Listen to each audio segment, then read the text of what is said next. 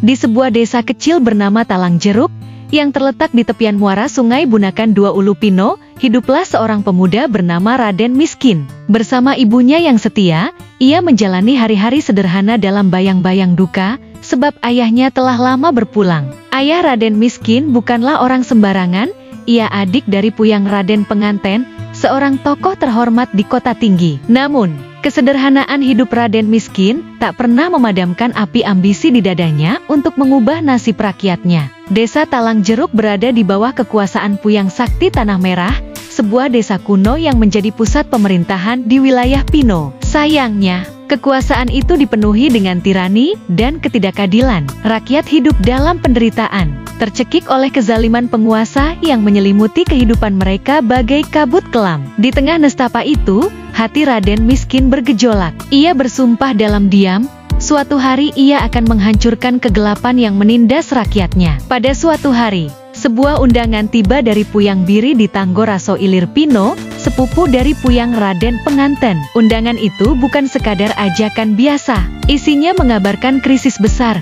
Puyang Kap Sujian, penguasa Tanggoraso, sedang menghadapi ancaman mengerikan dari orang-orang Gunung Kembang. Mereka datang dengan niat jahat, setelah sebelumnya berhasil membunuh Puyang Raden Penganten. Namun, orang-orang Gunung Kembang menawarkan sebuah taruhan aneh. Mereka akan mundur jika Puyang Kap Sujian mampu memecahkan 4 teka-teki yang mereka ajukan. Kegagalan berarti kehancuran.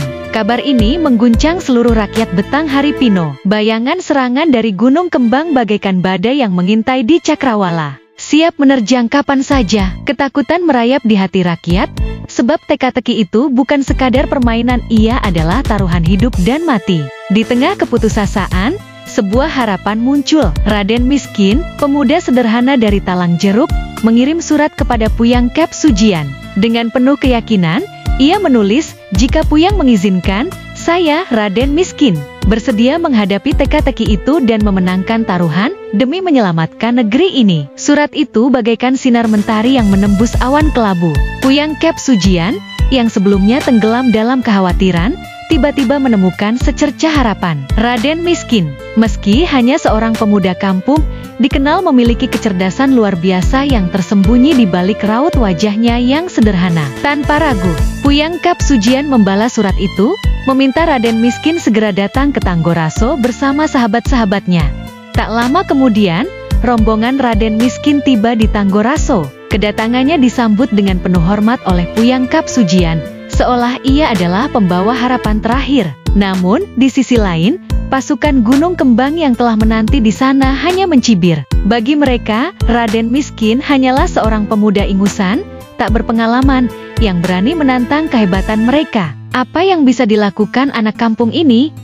Ejek mereka, tertawa sinis. Di sebuah lapangan luas, di bawah langit yang kelabu, teka-teki pertama pun dimulai. Orang-orang Gunung Kembang mengajukan tantangan adu kerbau. Mereka membawa seekor kerbau raksasa dengan tanduk setajam pedang, gagah dan menakutkan. Raden Miskin, dengan tenang, meminta disiapkan seekor anak kerbau kecil yang masih menyusu. Rakyat yang menyaksikan menggelengkan kepala, mengira pemuda itu telah gila. Namun, Raden Miskin memiliki rencana. Ia memerintahkan agar anak kerbau itu tidak diberi makan selama 2 hari, lalu memasang pisau berbisa kecil di dekat hidungnya. Saat pertarungan dimulai, kerbau raksasa itu mendekati dengan langkah menggetarkan bumi. Di sisi lain, anak kerbau yang kelaparan, dengan naluri mencari susu ibunya, berlari mendekat. Dalam sekejap, pisau di hidungnya mengoyak perut kerbau besar itu. Darah mengucur, dan kerbau raksasa itu ambruk, meraung sebelum akhirnya mati.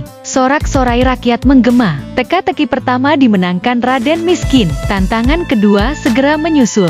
Orang-orang Gunung Kembang menyerahkan sebatang kayu sepanjang 1 meter, dengan ujung dan pangkal yang tampak sama persis. Tentukan mana ujung dan mana pangkalnya, tantang mereka. Raden Miskin tidak panik. Dengan tenang, ia merendam kayu itu ke dalam air. Bagian yang lebih berat tenggelam lebih dalam, menunjukkan pangkalnya. Rakyat bersorak lagi, sementara wajah orang-orang Gunung Kembang mulai memucat. Teka-teki ketiga adalah perkara pelik tentang utang. Orang Gunung Kembang berkata, daging punggung itu hanya 1 kail. Di bawah tidak boleh dipotong, kurang tidak boleh disambung, lebih tentu tidak pandai. Raden Miskin tersenyum tipis. Mudah saja, katanya, bawa daging itu apa adanya. Tidak dipotong, tidak disambung, dan tidak boleh lebih. Jawaban sederhana namun cerdas itu membuat lawan terdiam. Teka-teki ketiga pun dimenangkan. Tantangan terakhir adalah menentukan jenis kelamin dua burung dalam sangkar, mana jantan, mana betina. Raden Miskin mengambil sangkar itu, membuka pintunya, dan membiarkan burung-burung itu terbang. Yang terbang lebih dulu adalah jantan, yang terakhir adalah betina. Ucapnya mantap. Benar saja, burung-burung itu terbang sesuai prediksinya. Rakyat bersorak, dan orang-orang Gunung Kembang hanya bisa menunduk malu.